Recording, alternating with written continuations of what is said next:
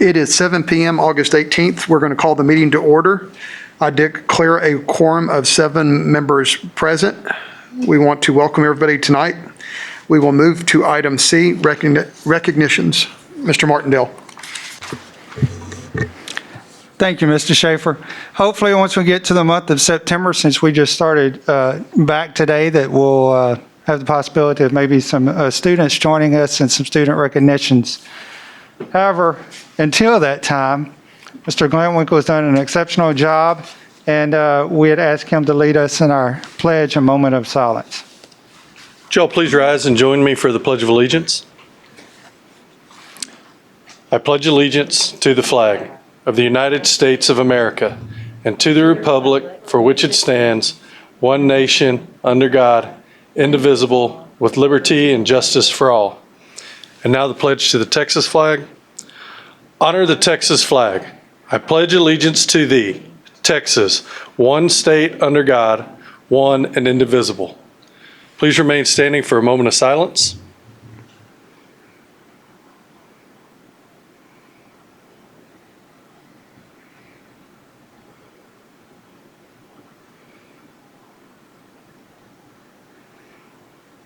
Thank you. You may be seated.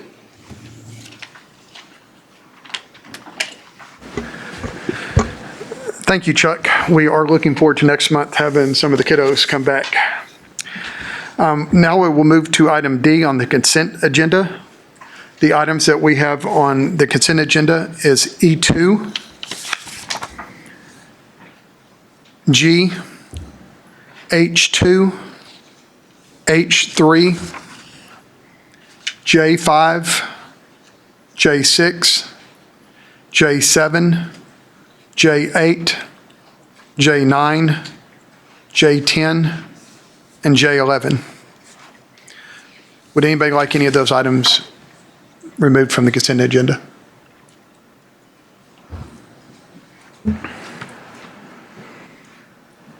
I move we accept the consent agenda as presented. I'll second. A motion by Mr. Nugent, a second by Mr. Ben. All in favor, say aye. Aye. Any opposed? Motion carries 7-0. We will move to item E1, board and reports and announcements.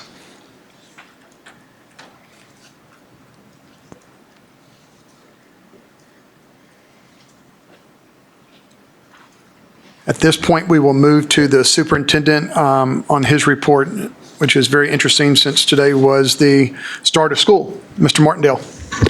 Thank you. Mr. Hutchinson, can you help me out, please, sir? I have a printed copy for each of you at your table. There's lots of numbers and data in there, so I wanted to give it to you instead of just flying through it in a presentation. A lot of information associated with the first day of school, and then I'll kind of give you an informal summary of the feedback I received from our principals and those folks through the course of the day. In preparation for the first day of school, our PPE allocation, total disposable mask, TEA, we received over 126,000, distributed almost 76,000 to campuses. Reusable mask, 31,000, over 31,000 received from TEA, and we distributed almost 14,000 throughout the district. Gallons of hand sanitizer, we received 1,400 gallons from TEA. We distributed over 2,200 gallons. These are distributed throughout the campus classrooms, entryways, all over the place. Hand sanitizer, the smaller 16-ounce bottles, 533. These are items we purchased on our own that were not received from TEA.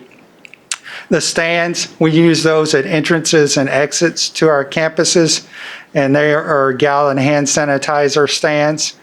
Sneeze guards, we distributed those to our campuses. They're for teachers, and we're utilizing them in other places as well, but they're the clear stand-up plastic shield, so to speak, if you will. And it's mobile, so they can move it around as they feel or need to. Boxes of disinfectant wipes, over 1,800, and I believe we received almost 900 additional boxes in our another order today that we'll be distributing out to various campuses. Disinfectant spray bottles, over 2,100 distributed throughout the district.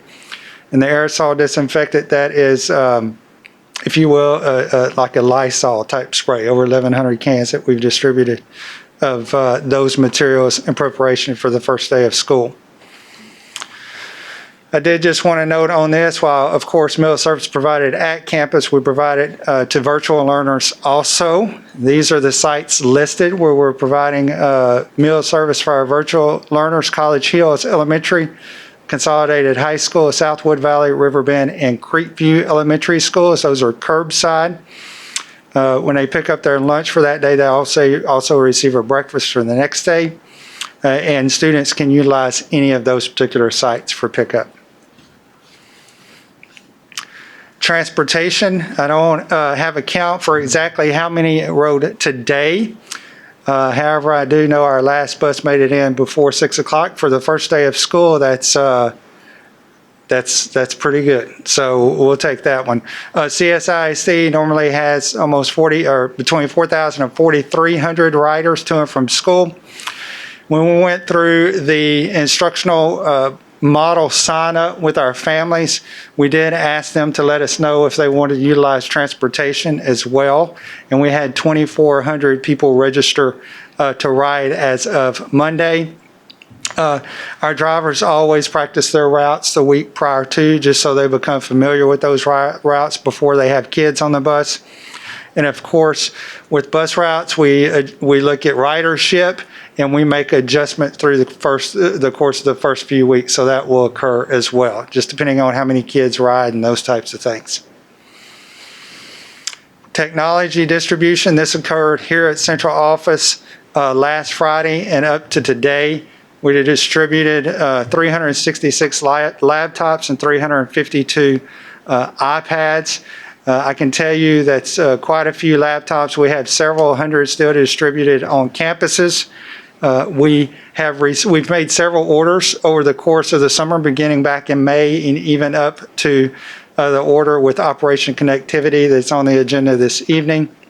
But we did just receive some of the order we made a few months ago. So we received about 220 laptops just today. And we should have an additional 90 by the first of next week, and we'll distribute those back to the campuses, the new laptops where we remove these from, because we need to get the technology back to campus as well. Same with iPads. We have some iPads coming in with Operation Connectivity.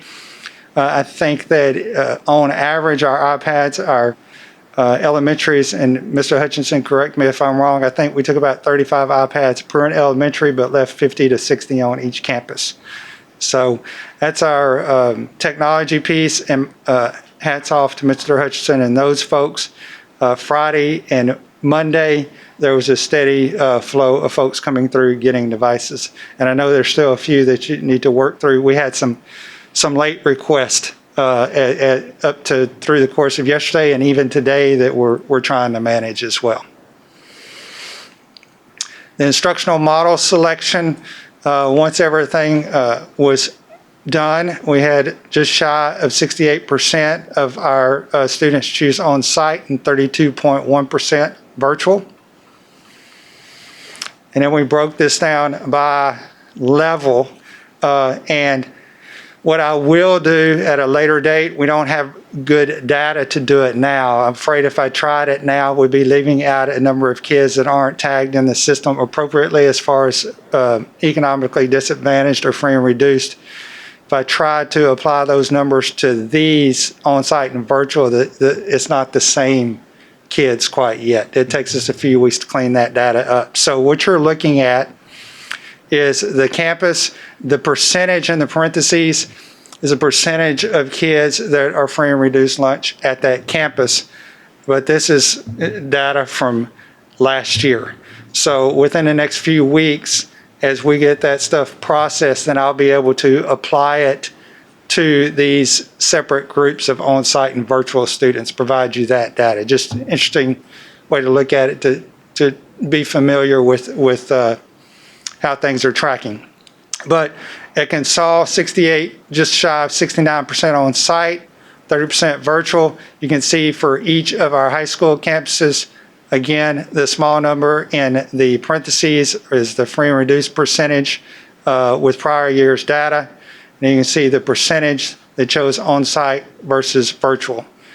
So from our high schools, collectively, 70%, low 70% chose on-site and just under 30% virtual. Did this for you at the middle school level as well. A&M Consolidated Middle School. And I'll tell you something that I watched through all of this as well is the on-site numbers, because the on-site really helps you with what you can do in the hallways and those types of things, and managing those types of variables. But A&M Consolidated Middle School, 70%, again, a little over on-site, 29% virtual. You can see the numbers for CSMS, right at 2/3 chose on-site.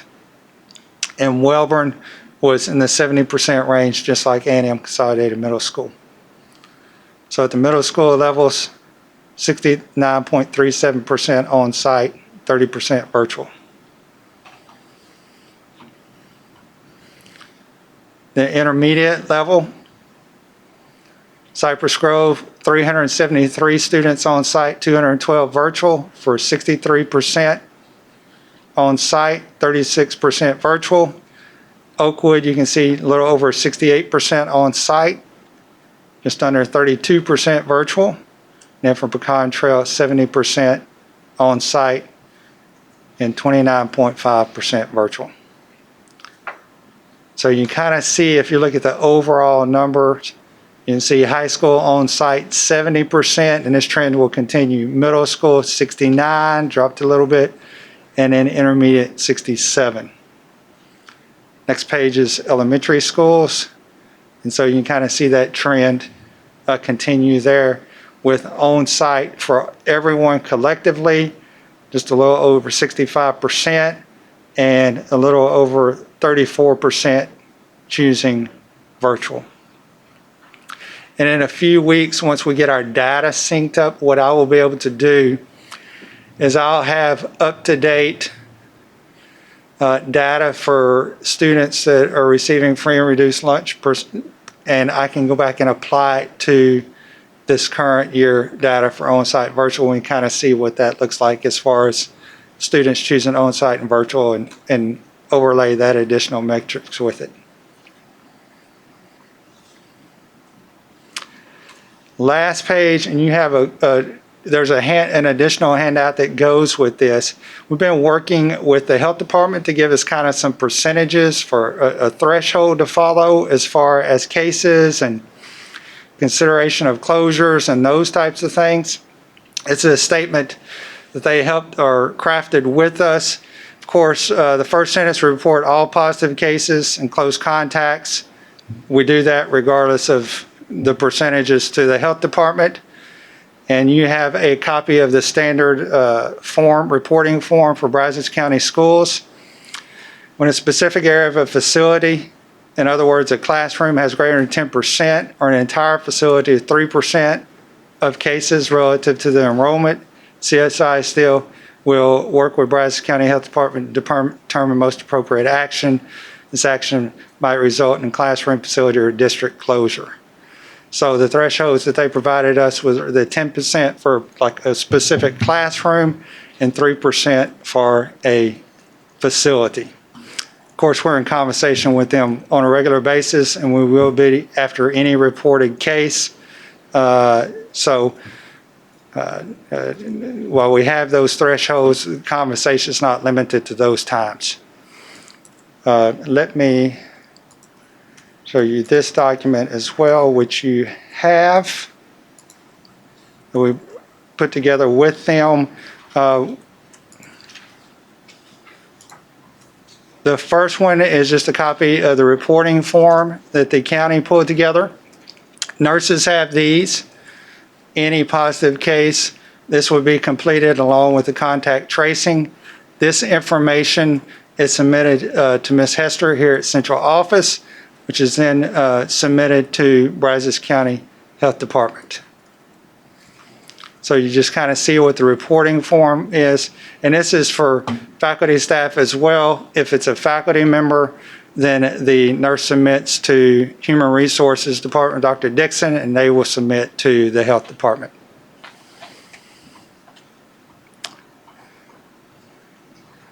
The color-coded pages just kind of gives us some markers or steps. The green, no confirmed cases, so you continue with your daily cleaning. We do limit visitor access right now, monitor trends in the community. The minimum transmission is one or more cases at the facility in different areas. Again, we will communicate the cases to the health department. Of course, persons in close contact be communicated with and required to follow CDC guidelines. Communication regarding positive cases provided to everyone at that facility. Affected areas clean, self-monitoring information is sent to everyone at the facility. Reminders, possibility of a short-term facility closure. The blue is where we have the 10%. If there's, for example, 20 students in a class, and we report anytime there's a positive, there's 2 of those, then we have this conversation with the health department about considering whether to close that particular classroom or not. So they want to see the situation around the cases to kind of make that determination. When I was speaking to them, I said, well, what? They said if there's 2 or 3 from one class, but maybe that occurred because they all had a sleepover, we need to take those things into consideration. So, but anyway, that's the 10% for a particular classroom. The yellow is where the 3% comes into play for a particular facility. So you're looking at 3% of cases for an enrollment of a particular facility. Much of the information is the same. Of course, we'll constantly communicate with the health department, allow them to provide us the appropriate guidance on that, but the communication, letting folks know who is close contact, communicating with everyone at the facility. And in this one, it states closure of facility for a length of time through consultation with the health department. Students and staff move to at home. And of course, we close a particular facility, we'll communicate that out to everyone in the district. The red or substantial transmission is if you have a 3% or several facilities that reach that 3%. So then you're looking at, do you close a couple facilities or is it time for the entire district? But we crafted this up with them just in an attempt to give us some markers or values. One thing that was communicated to is I think they're trying to get the state health department to come up with some of these uniform values. That's why you see the asterisk at the bottom. It says the numbers are subject to change based on state guidelines. So the health department was hesitant. They did, and I appreciate their work, and they've been great teammates in guiding us through all of this. But there are some values that they said, well, you know, if you're at this point, we absolutely need to be having these conversations about the next steps. However, these thresholds aren't going to limit our conversations. If we have any one, then I'll be on the phone with them and consulting with them appropriately. So we're just trying to get something down with them. And again, I appreciate their help and guidance and pulling something together to kind of articulate kind of where those markers are to consider. The rest of the first day, I made a trip to all 19 campuses. I think the principals felt very positive about the on-site. The kids seem to be doing well from the feedback I got with the principals regarding masks. You know, that was a concern. But they said everyone was doing an excellent job with that. The virtual, I think we had to pass out some student ID numbers in the morning for folks that haven't logged in Schoology in a while. And we had a couple of hiccups with that, but I think all in all, it was in general a positive experience. I'll debrief over the next few days with campus administration again, as well as central office leadership. But to my knowledge at this point in time, other than probably some scheduling adjustments that need to be made or some, do we need to do some cleanup with some technology, those types of things which you're going to encounter the first part of school, regardless of COVID or not. Just the general feel, though, I thought was rather positive.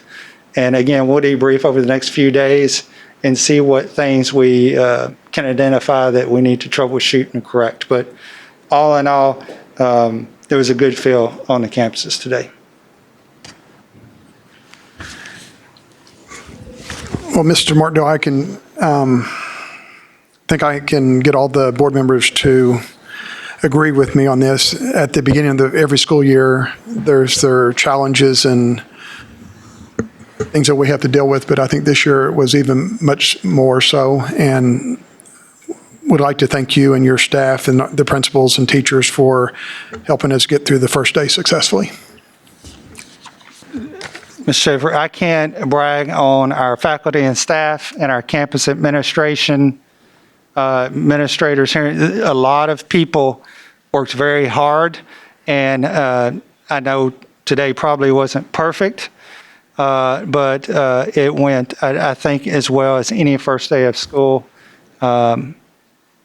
that I can think of. And again, that's due to a lot of collective work throughout the entire district. I can tell you our teachers and our campus administrators, our technology department, I don't know how many phone calls Ms. Hester handled, but that's what she did. It is collective team effort, and folks worked very hard in an uncertain and difficult and new time. So I'm very happy and proud of those folks, and very, very appreciative of everything they've done for the kids to get things going today. I think you'll have your first year as superintendent on the first day of school. I think you'll remember this for some time to come. Mr. Schaefer, can I add to just, besides that, thank you to all the teachers and staff. I also want to thank you for this, putting together the protocol. And I certainly recognize that, it's not, written in stone, but it's a great place to begin the year so we can be ready to react if and when something does happen. So I know that's taken a lot of time of yours and from the health district, so thank you. Yes, ma'am. And I again am appreciative of the health department working with us, Bob Lampkin, Dr. Seth Sullivan. Those folks have been absolutely wonderful in giving of their time and advice. So we're very appreciative of the partnerships we have with the health department, the city, the county, A&M, Bryan ISD, Bland, all of those folks. Everyone has worked collaboratively to prepare for things. One housekeeping thing, I just want to, just for the record on item E2, I hope I did not overlook it on the consent agenda, but okay, all right. Just wanted to make sure before we get too far down that road. Item F, hearing of citizens. We have one card, Zachary Yeager, 6810 Appomattox Drive. The agenda topic he'd like to address is opening of the school. Zachary.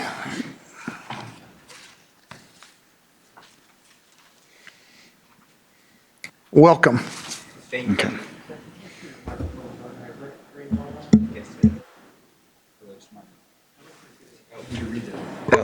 Thank you. Thank you, ladies and gentlemen of the school board. Thank you, Mr. Martindale, for allowing me to speak here today. I just wanted to comment and say I think the first day of school went great. So many students were wearing masks. Hand sanitizer was everywhere. I mean, everywhere. There was, specifically at Consol, that's where I go, I'm a senior there. They had certain staircases where you could only go up and down, and there were counselors and APs making sure that we were following those rules on going up and down. And I just want to thank y'all all for everything that y'all have done. I know sometimes y'all maybe don't get that enough. So I just want to thank y'all. And more on a personal note, I've had a great experience here at Consol and in College Station ISD, and I'm hoping in the future that I can actually pursue a career in teaching and actually come back here and teach, because it's been great. I love it here. I don't want to move.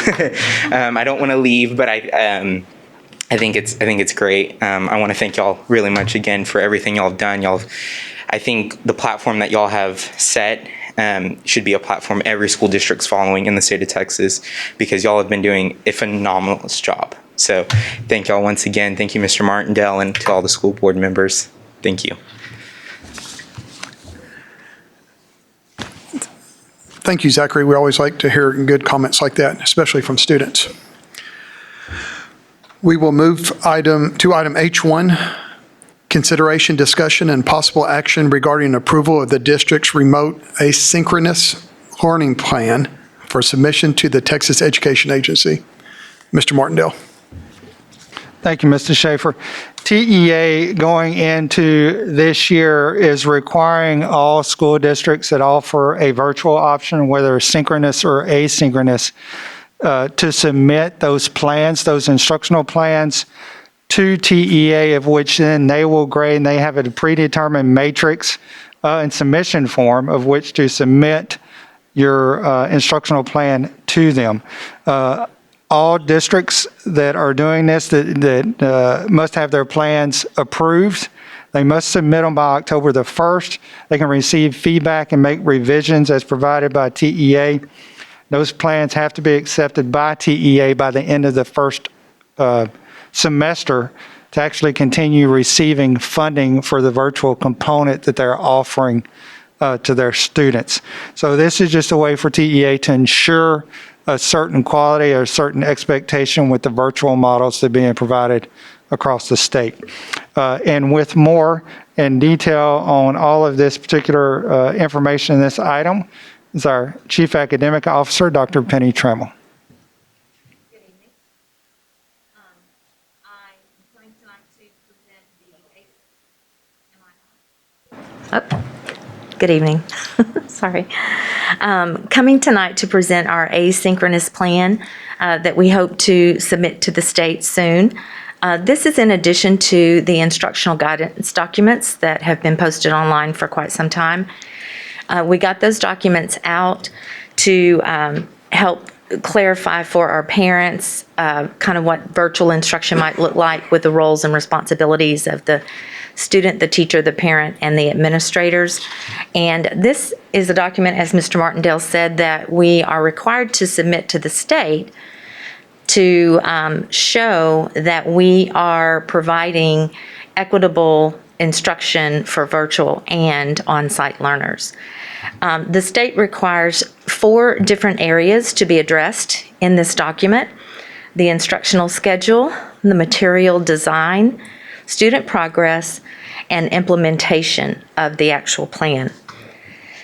The first thing for instructional schedule that we have included, I know this was shared with you digitally, but we included a sample schedule of elementary and then one of middle school. We do have the schedules for intermediate and high school in the actual plan, but for purposes of tonight, I just wanted to share this one. These are example schedules. They are not exact. Each teacher will build their schedule based on their class, the needs of their class, and the parameters that we have established in the instructional guidance documents. You will notice that kids do have opportunity for synchronous instruction, asynchronous instruction, independent learning, and tutoring, especially with RTI groups, and that check-ins with teachers, which could be part of our synchronous instruction, which might look like small guided reading groups. It might look like a tutoring group during office hours with a group of kids who are having trouble at the secondary level with a concept or something like that. In looking at the material design area, they are asking about the expectations for daily interaction with our academic content. We do expect for students to interact daily within the Schoology platform, but there are other options to consider as engaged or interaction with academic content. That could look like an email exchange with a teacher clarifying something on an assignment for a student. It could be a phone conversation. Some of our special populations have accommodations for verbal testing and things like that. So it could look different for different students. The next area they are asking about is how will we ensure all student groups and grade levels have the opportunity to engage in a full day's instruction? Sorry, I can hardly breathe through this mask. The state defines a full day of instruction for elementary students as 180 minutes. They define a full day of instruction for secondary students as 240 minutes. So what we've done through our scheduling, if you notice, is show an example of what a day at elementary could look like and a day at the secondary level could look like. We've left art, music, and PE, which there will be lessons for those areas posted at the elementary level in a camp folder. And then, of course, at the secondary level, that would be an elective or part of their program of study track, such as a CTE class or fine arts class. We've left that for family convenience because we do recognize that families may have limited technology and that students may need to be more asynchronous on those particular areas. Within that, as we look at the schedule though, the 3 hours required at the elementary level, that would not look like an elementary child sitting in front of a computer for 3 hours. We are submitting an asynchronous plan to the state, which means kids can learn at any time of the day they choose. So teachers will be creating, when they do a synchronous teach, they will be creating a record of that so that students who may have to log on after their parents get home from work or whatever, they would have access to that same quality lesson that the students who were able to log in and participate would have. As we look on down, another thing that we want to consider as we look at an academic day and equal content would be we've asked our teachers to hold our scope and sequence very tightly because we recognize we could have kids flowing back and forth at the 6 weeks or the 9 weeks between the different models. So we want to be sure that we're pretty much on the same page so that we don't encounter learning gaps should kids decide to come back to school or go virtual. So that's something that is very critical in equal opportunity with the academic content.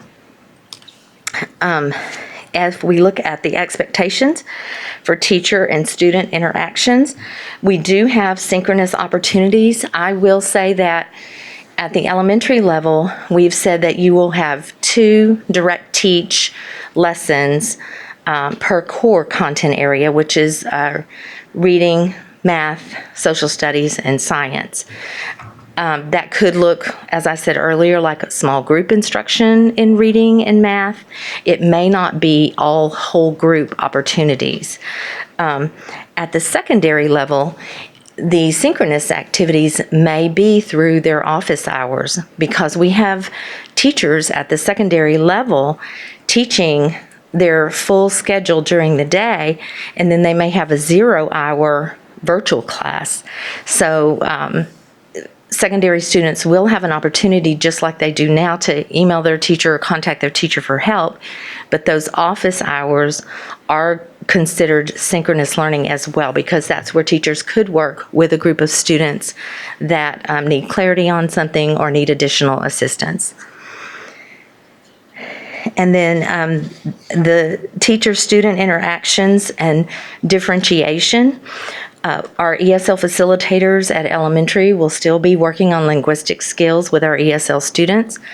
Across the board, pre-K-12 Teachers will have the TELPAS results on our ESL students, and they will work using the ELPS to help and meet the needs of the students in reading, writing, listening, and speaking.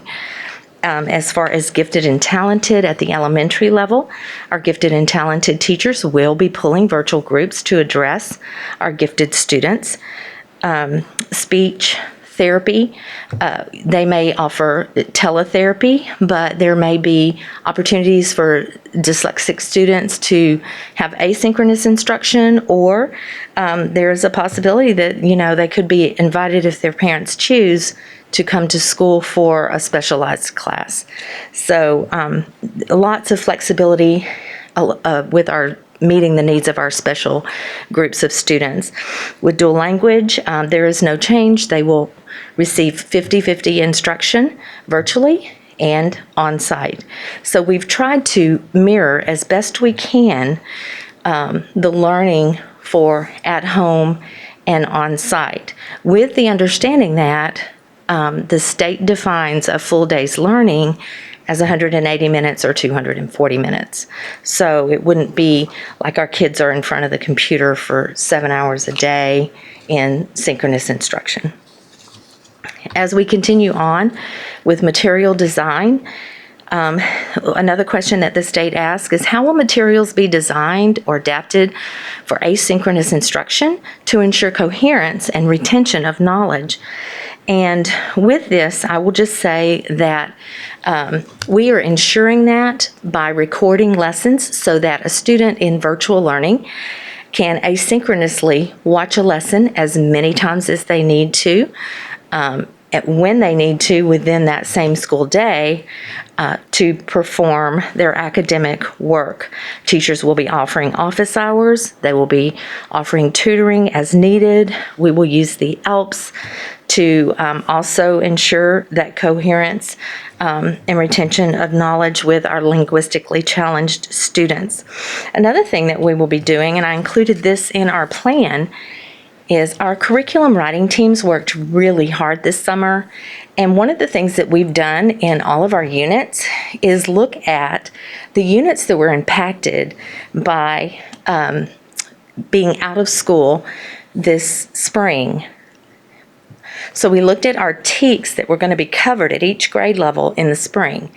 And in the curriculum documents to support teachers in providing excellence in instruction and making sure that we are filling in any gaps that may have occurred or any lapses in memory of skills learned in at-home learning, you'll notice that we have highlighted when it is a COVID-impacted area for each grade level.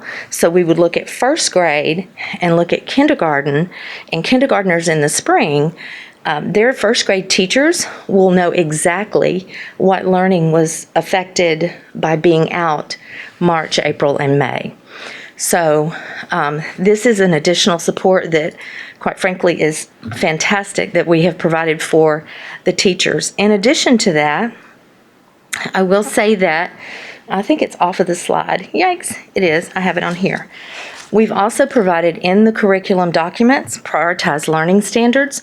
So when a teacher is teaching, what is the essence of what needs to be learned within a unit for that student to be successful and to build on those skills as they go through the grades.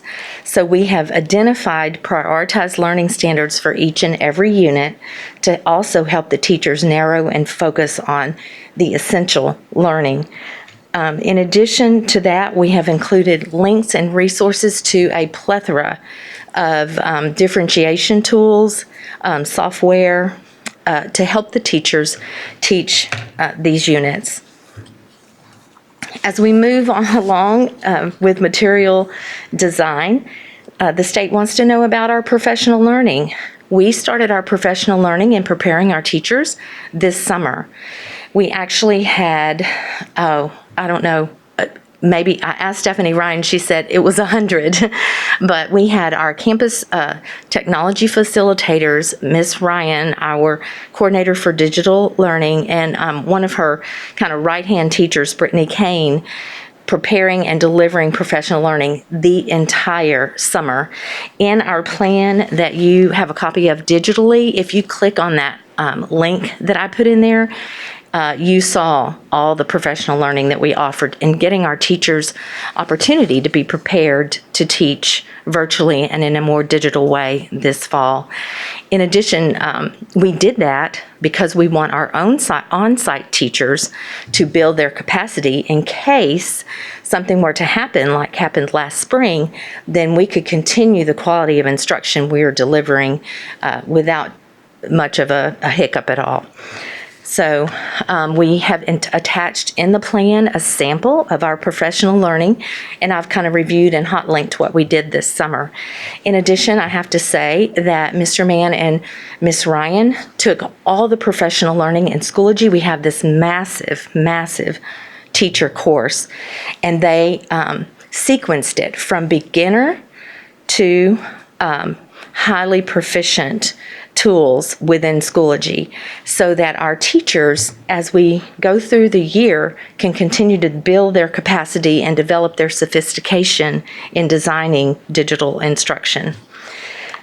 Communication with students and provision of services. Of course, we will adhere to IEPs, accommodations, 504 accommodations, any kind of specialized programming for students. We will, and that will be communicated to parents. Related services and speech language services, I've said we will offer teletherapy, synchronous and asynchronous instruction with options for walk-ons. ESL bilingual, the 50-50 class will continue. Our facilitators will continue to use the ALPS to support our students in linguistic development. And then with social emotional learning, our counselors have prepared lessons, and we've put those in Schoology for all teachers to access. So as teachers work with students and have individual conversations with students and meetings with their classes, if there's an area they feel needs to be addressed, we have a bank of lessons created by our counselors in Schoology. In addition to that, our counselors are available should a teacher want a counselor to talk to a group of kids or an individual student. They are available for that at any time. So we want to just keep in mind the whole child as we move through the year. As we look to the next area in the plan, student progress, this is about describing how we're tracking engagement and progress in our plan. So the first question that the state asks is, what is the expectation for daily student engagement? And obviously, we want them to log in each and every day, Monday through Friday.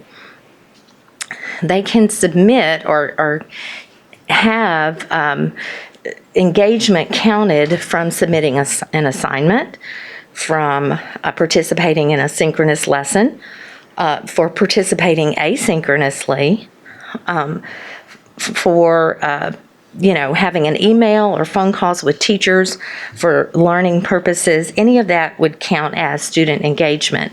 We are asking if we have engagement outside of Schoology that the teachers keep track of that, because that does count for attendance purposes.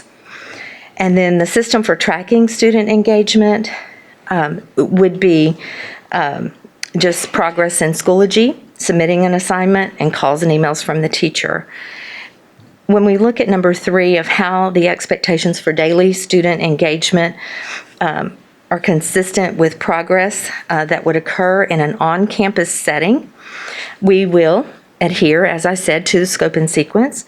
We will use the same grading guidelines that we use with kids on campus. Those same guidelines apply to our students who are learning virtually.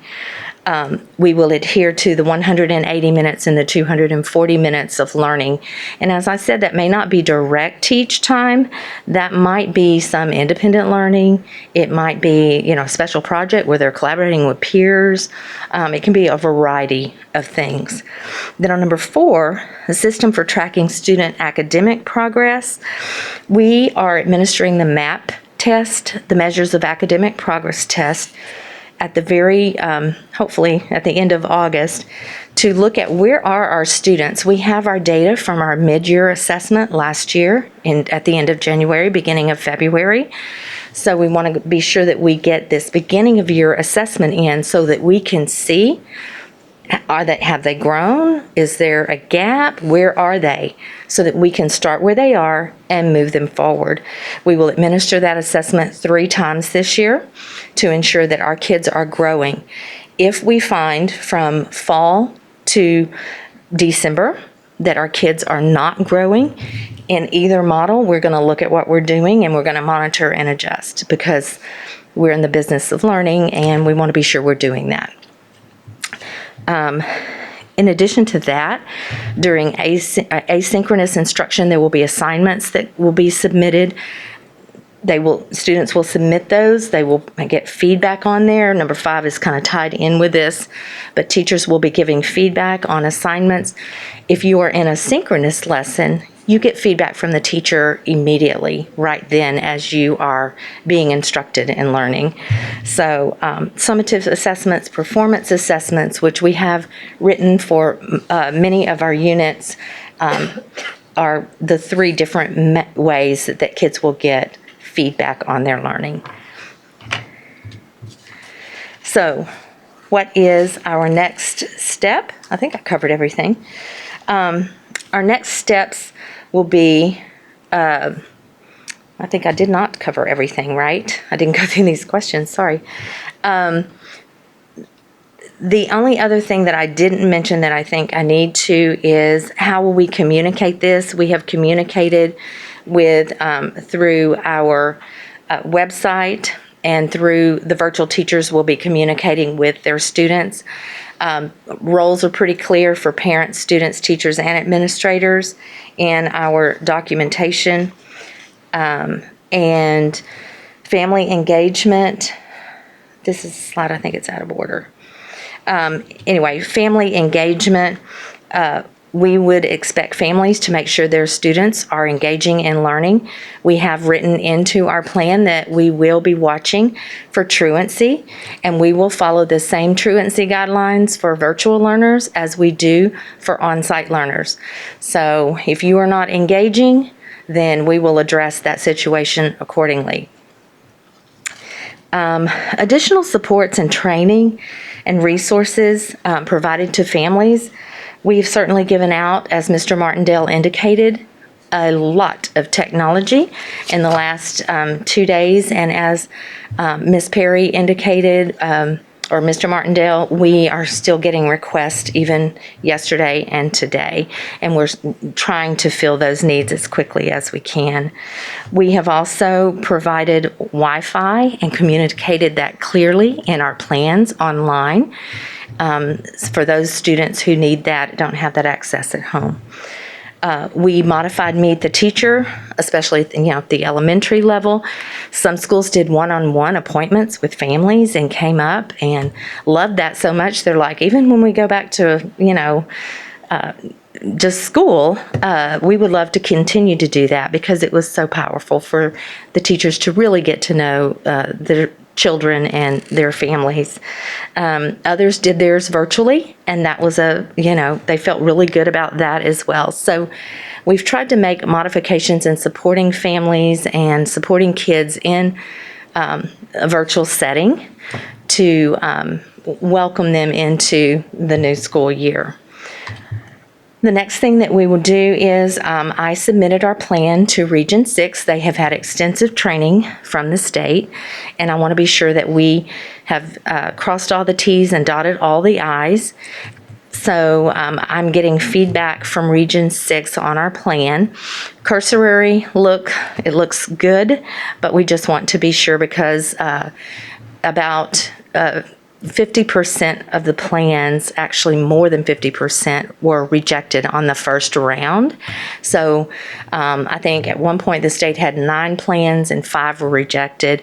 And now they shared in our webinar today that a lot of plans have been submitted and still only 4 have been approved. So I think it was like 30 something. So we want to be sure to get this right. We feel based on the rubrics and based on the webinar I did today, that we have a great plan and that we will be approved when it is submitted. The process, if it is not approved, would be that we would get it back, we would get specific feedback, and be able to resubmit. So with that, if you have any questions or comments, I'm happy to answer them.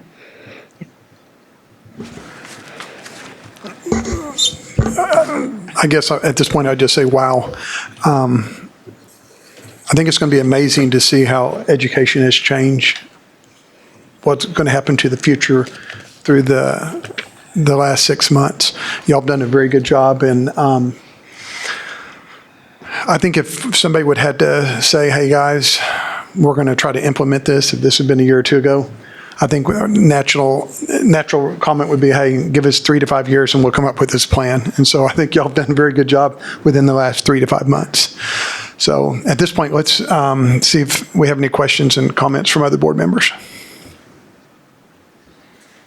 I was also going to say that this is a tremendous amount of work that you guys have done over the course of 5 months. Yeah. Maybe even less, because of the first couple months we were just trying to figure out how to get through the spring semester. So we didn't really even get to focus on what this was going to look like until the summer. So congrats to you guys. Hats off to you. I have a feeling that there are some people that haven't slept much, that probably still are not sleeping much right now. I have a feeling one of those people might be Miss Ryan. Yes, you are correct. Yeah, I cannot even fathom everything that all of you are doing, but especially her. So my kiddos are doing virtual, and I have to say that this morning, and I spent most of today on with my 5th grader, just so that we could get in really good habits. And I have to say that this was much more robust than it was in the spring. Absolutely. I think robust is the right word. Yes. But the organization of it, I could tell that you guys have worked very hard. I know I'm getting into specifics, but the organization of it this fall was much, much better. The folder system, the teach it, learn Practice it, share it. Yes, learn it, all of that. approve it. Yeah. Yes, very, very helpful. I think that will even be incredibly helpful at the secondary level, even with our high school kids, having that organization. What else do I want to say? I'm looking at this, and it's making my head swim just looking at it. So, and I am thankful that this is being required across the state, though, as well. I also think that this is a great, this could be huge strides for education. It could. In general. So I'm excited about it, and I'm glad that it's being taken so seriously everywhere. And then I think, I'm going to step on my soapbox for a minute and just remind our parents, I've got these 4 things I'm just going to keep saying, you guys. Stay positive, be flexible, have grace, and be kind. And I think, we need to keep remembering that along with this, because this is evolving, and everyone's learning together, just like you said.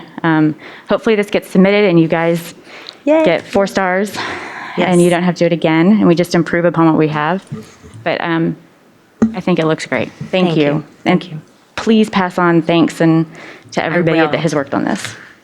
Ms. Nolan, I just want to know if your daughter's Spanish teacher and her materials prepared the Schoology today, because That kiddo didn't talk to me much. She just puts Okay. her head down and she does her work. Okay. So honestly, I just want to haven't. make sure. I think so, though. That was the very first assignment that she did this morning. I do know Okay, that much. Very good.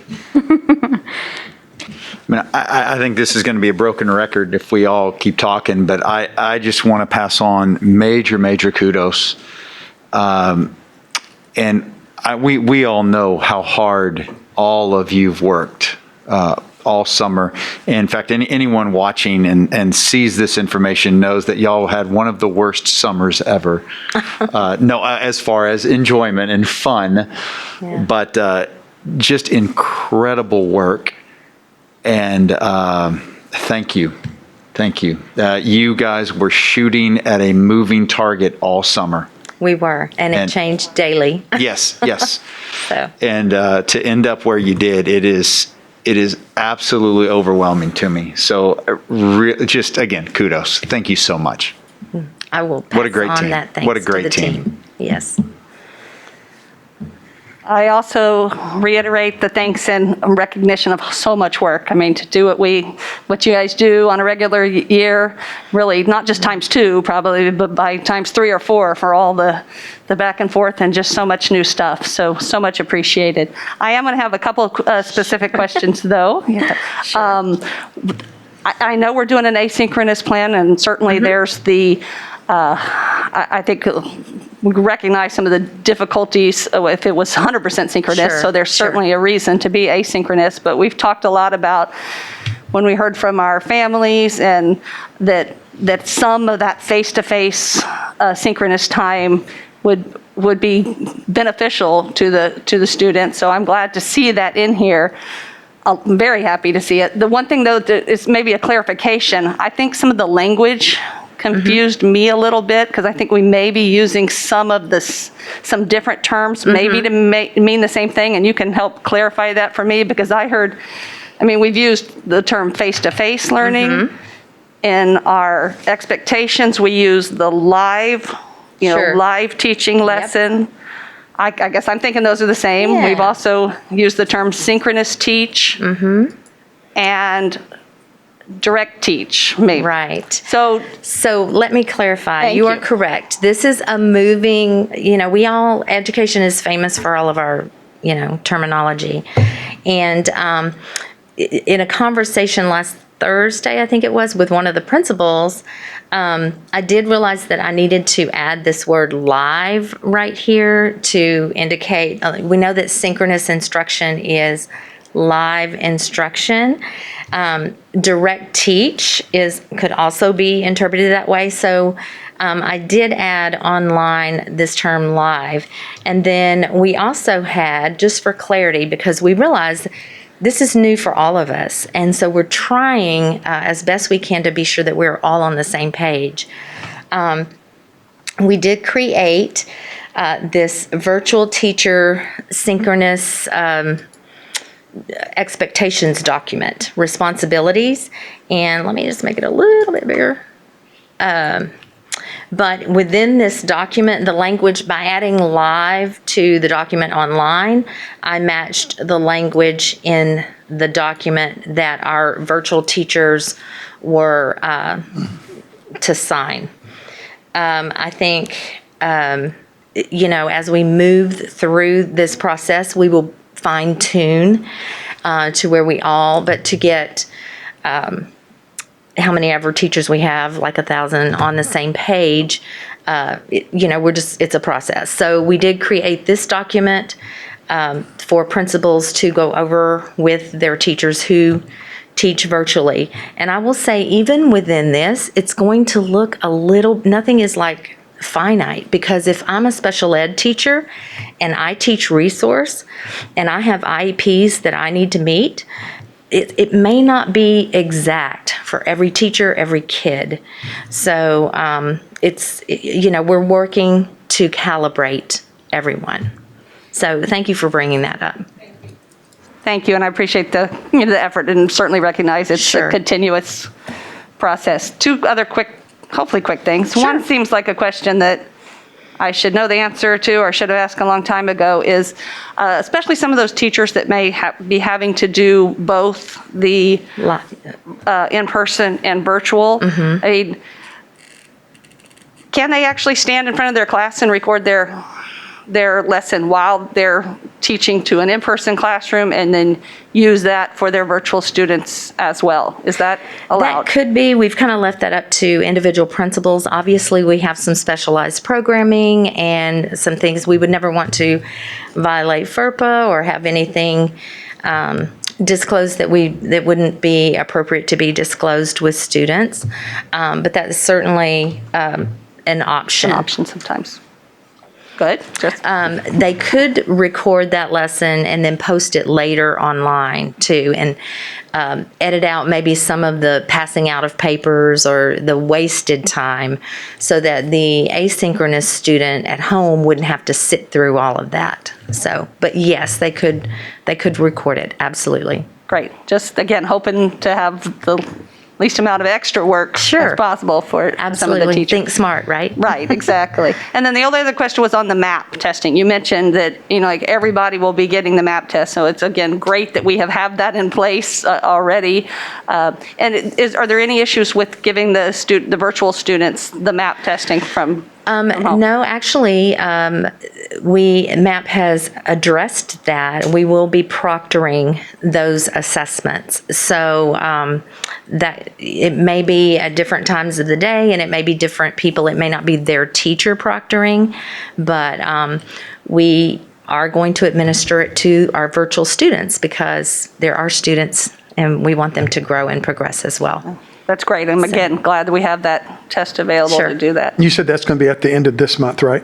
The window The first opens. assessment? So the way MAP works is you have a window of time, which is a blessing because we have limited technology, right? So we can't put 100% of our kids in the district on a computer at the same time.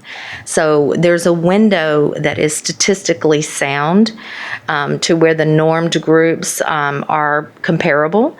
And so we will open the window at the end of August and it will close in September, about mid-September or so.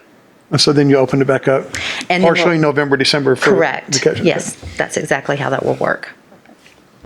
Thank- All right.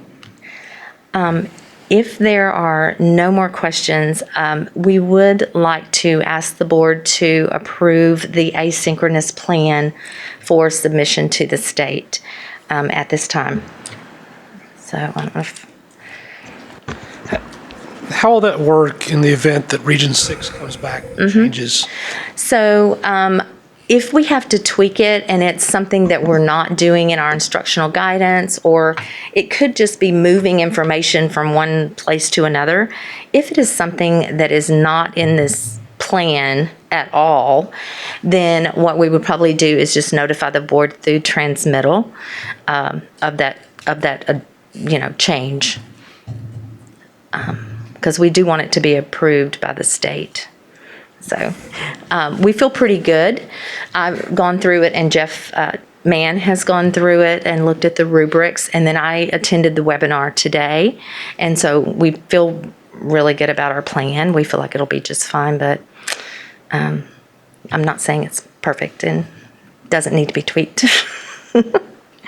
Disclaimer. What's the timing of submitting that? The plan has to be submitted by October the 1st. Okay. And they are saying 4 to 6 weeks for feedback, which puts you right at the timeline of December-ish, and we have grace for the first semester. So our attendance and our plan were all approved through December.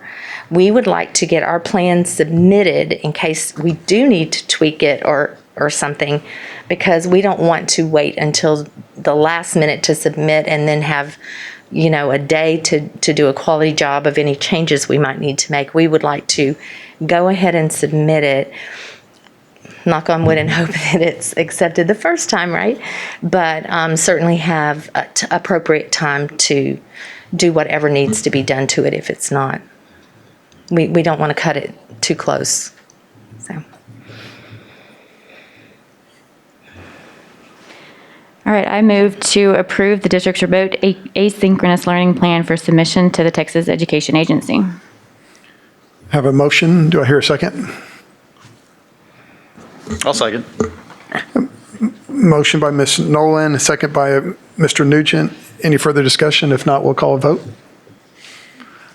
All in favor, please say aye. Aye. Any opposed? Motion carries 7-0. Thank you very much. Thank you very much.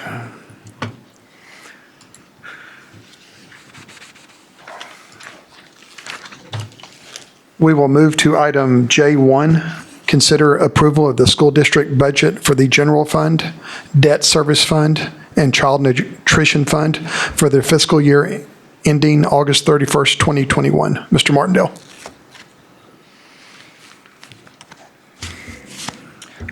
Well, Once again, the third time this evening, that's right. Ms. Strauss. Yes, thank you, Mr. Martindale. You have before you the budget for the three funds indicated, the General Fund, Debt Service Fund, and Child Nutrition Fund. Before I get started, it says it's on. It's probably my mask. Let me get closer. Okay. Before I get started, I'm the one standing up here, but there are a lot of people involved in this budget that, I thank Mr. Martindale, Cabinet, especially Human Resources, as most of this budget is compensation and benefits. The business office, Mr. Lassiter and his team work very closely with, and now they have to get this budget in the thousands and thousands of codes that make it up. So their work they'll spend many hours between now and August 31st getting it ready for district staff. So I appreciate everybody's time and effort in it. But again, it's the three funds. We went over it twice already today, but I'll touch base. The debt service and food service funds are balanced budgets. Revenues equal expenditures. And the general fund appropriations or expenditures are anticipated to exceed revenues by a little less than 2.7 million. The total budgeted expenditures for all three of these is $161,981,226. You do also have, for information only, a budget book that goes into a lot more detail, including other funds of the budget, as well as some details of this one right here that's not required to be adopted. So I'll entertain any questions you might have.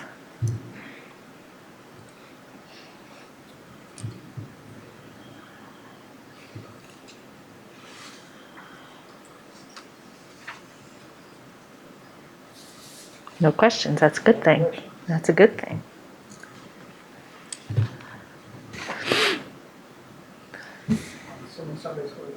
I'm assuming somebody's going to come out there and either ask a question or make a motion to approve the budget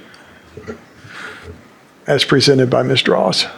I will make said motion. I would like to make a motion to approve the budget as presented for 2020 through 2021. I'll second the motion.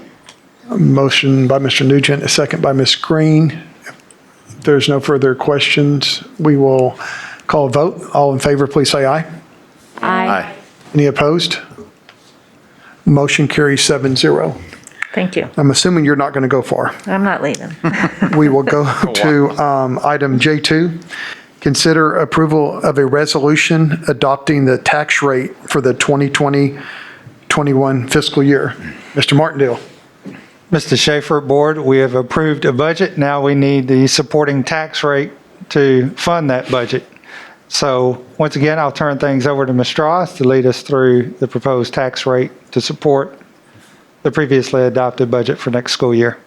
Thank you. The resolution that you have before you to propose and set the tax rate is comprised of the maintenance and operations rate of 96.6 cents and the debt service rate of 26.3 cents for a total of $1.22.9. That is exactly 1 cent lower than the total tax rate for 2019. And I say 2019 because that was the tax year and this is 2020's tax year. So I do ask for your approval on that. It is a little bit confusing. I will reiterate that we are decreasing the total tax rate, yet the resolution is required to have verbiage with only the maintenance and operations rate, and it compares what rate it would need to generate the same amount of revenue. So it's going to reflect an increase on the resolution. So I'll entertain any questions you might have related to that, because it is a little bit confusing. On this resolution, does it has to be read word for word, or can it be? It must Voted be, it must be read Okay. the way it is written, and that is because the maintenance and operations rate will generate more revenue, even though it was a decline.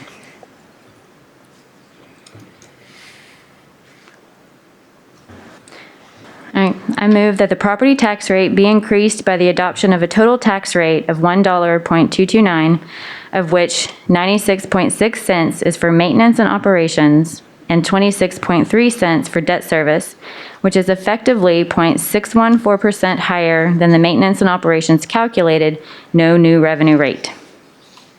Thank you. Very good. Very well stated, Ms. Nolan. That was a motion. Do I hear a second? Make a second. Second by Ms. McAdams. Is there any further discussion? Clarify that in the motion, it was 0.263 cents for debt service. 0.263 cents, yeah, 26.3 cents, yes, sir. Thank you. I'll just comment that, I mean, anytime that we can actually lower our tax rate for our community, that's a good thing. And when it's, I mean, I think it's a good thing. And when we can actually do that and still bring in actually additional revenue to our community, it's a great thing. And so really a win-win. So I'm Thank you. glad to be able to approve this. If there is no further discussion, let's please call a vote. All in favor, please say aye. Aye. Any opposed? The motion carries unanimously, 7-0. We will move to item J3, consideration, discussion, and possible action regarding ratification of the Operation Connectivity Interlocal Acquisition Agreement, there's a lot of A's, between Region 4 Educational Service Center and the College Station ISD for technology purchases in the amount of $103,950. Mr. Martindale. Thank you, Mr. Schaefer. The TEA actually created Operation Connectivity in response to the pandemic, utilized the buying power of districts throughout the state of Texas for technology.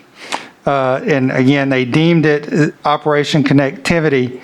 That buying power allows for better pricing and a quicker return on purchases whenever collectively districts throughout the state are making that purchase. They used Region 4 Service Center as the purchasing agent, and this allowed us the opportunity to purchase 400 laptops, number of hotspots and iPads that's listed in Dr. Draws or Ms. Draws' memo for really half the cost of the district it would have been otherwise. This ratification of this interlocal acquisition agreement, you're correct, Mr. Schaefer, that's kind of hard to say, between the Service Center and College Station ISD is needed to solidify that purchase. And I'm going to stop and allow Ms. Strauss to provide us more detail on this item. Sure. You can see from what we listed there that we had a very, very short turnaround, and this particular equipment was essential as we progressed through the summer and we saw how many virtual learners we were going to have. Without this agreement, we would not have been able to get this equipment in the timeline that we did. So that is what made it imperative. You can see it started with an informational webinar on July 27th. And we had to sign the ILA by August 4th. It is under the recommendation of TASB that we bring this back to you for ratification and for transparency purposes. But without this, we would not have been able to get this in time for school start.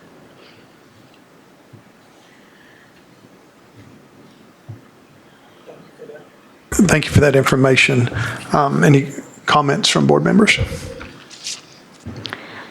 Just curious, is this, obviously it feels like this was something that was put together for this summer in this situation. I mean, is this something that you expect maybe could continue? It obviously seems like a great opportunity for the school districts.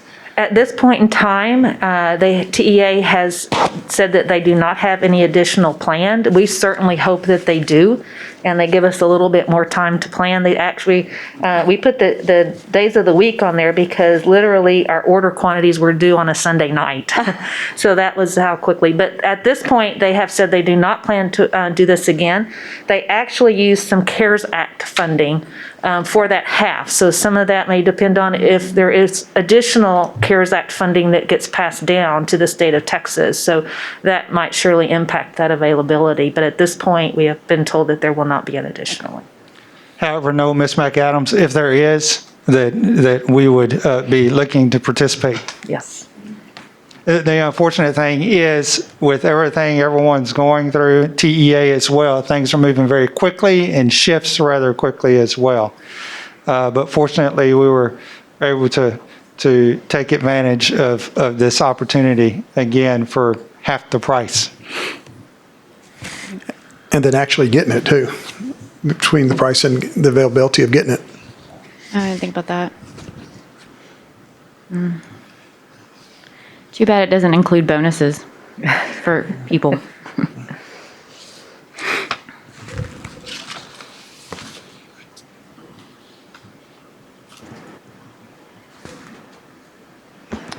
I'd move to ratify the interlocal acquisition agreement between CSISD and the Region 4 Education Service Center for Operation Connectivity, allowing for the purchase of the hotspots, laptops, and iPads.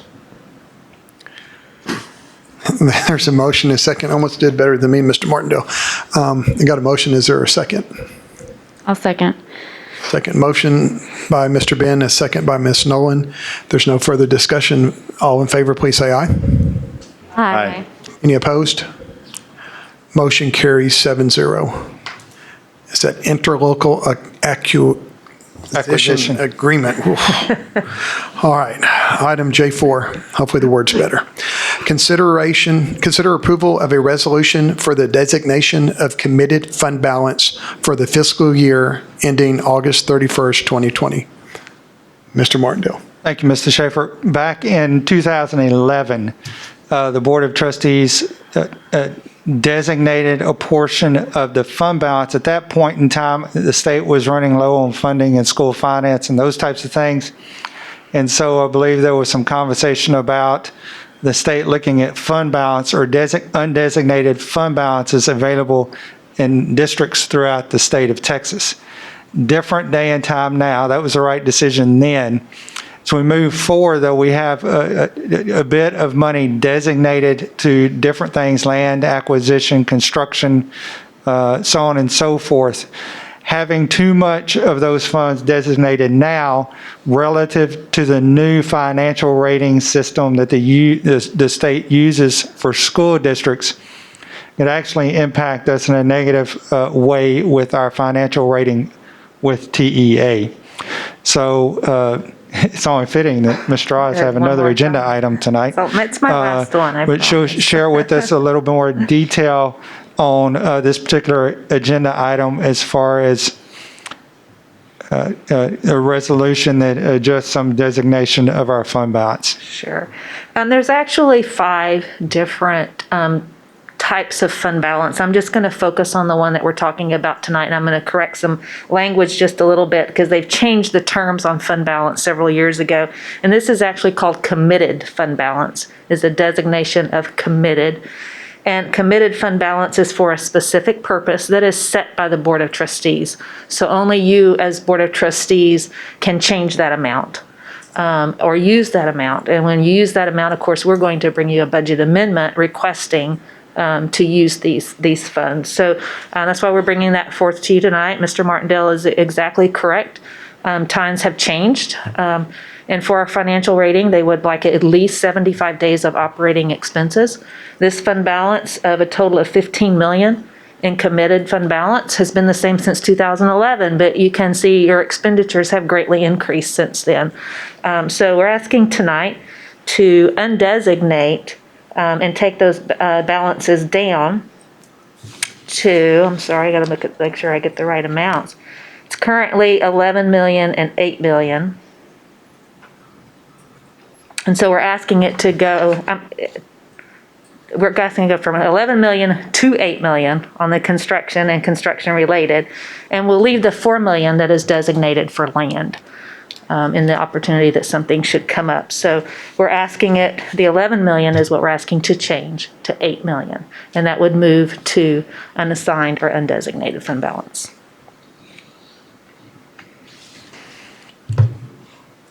Any questions? And it's simply just undesignating the funds, because when the state determines our financial rating, they look at our operating cost relative to how much we have an undesignated And fund it's called, balance. and they have an unassigned fund balance, which Unassigned is fund for balance. general operational purposes. Correct. So it's just removing that designation from 2011 due to our increased operating cost, the number of days we have to have undesignated in our fund balance. Yes, absolutely. And so we're picking up 3 million in undesignated. Yes. Okay.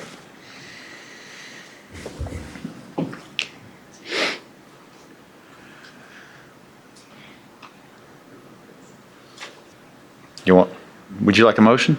I would love Mr. President? I would love one, Mr. All right, well, I'll give you one. I would like to move to approve the resolution for the designation of committed fund balance for the fiscal year ending August 31st, 2020. Thank you, Mr. Nugent. I got a motion. I'll second. Got a second by Mr. Horak. Any further discussion? If not, would like to call a vote. Those all in favor, please say aye. Aye. Any opposed? Motion carries unanimously, 7-0. Thank you. Mr. Ross, I think we're going to have a break for the next 30 minutes. We will now move to item L1, which would be executive session. Consider and discussion related to the superintendent evaluation. The executive session deliberations will be held pursuant to the personnel matters closed meetings exception to the Texas Open Meetings Act as set forth in section 551.074 of the Texas Government Code. And we will come back and we'll open up after executive session.